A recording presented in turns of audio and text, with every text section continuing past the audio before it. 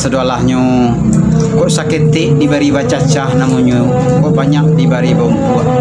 Tadilah sama-sama kita dengarkan lagu Ratu Sibainar. Kini kita putar pulau bengkok beliang-baliang kan lagu Ratu Gurai. Marilah sama-sama kita dengarkan. Sedangkan peniup saluangnya adalah Kandra Winri Melayu dan Kakanda Afrijon Rajo Basa. Pedendangnya ndak siang lagi yaitu Uni Kito Putri Minang, Yanti Sawal dan Eza Yarni. Marilah sama-sama kita dengarkan.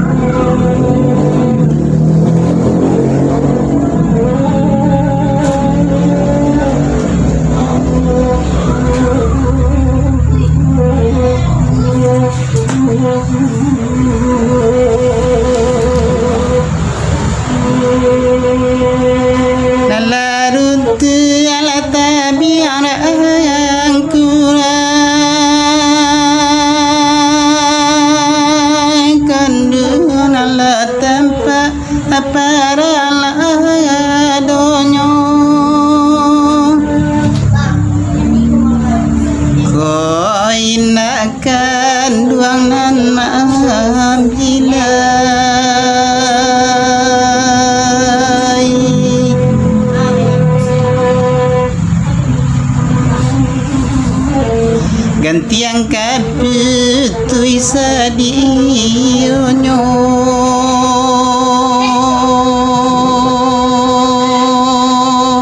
de mama tolong patengangkan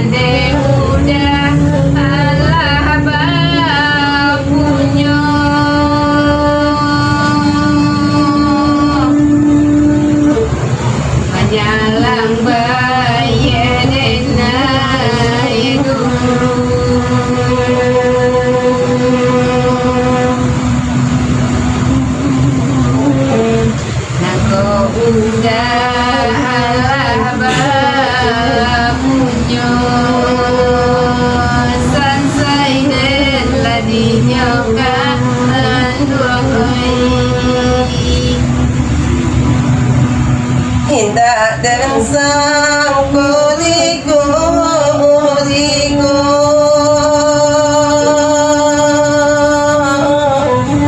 isinan dua makan padi Indah dan sang kabasu Indah dan sang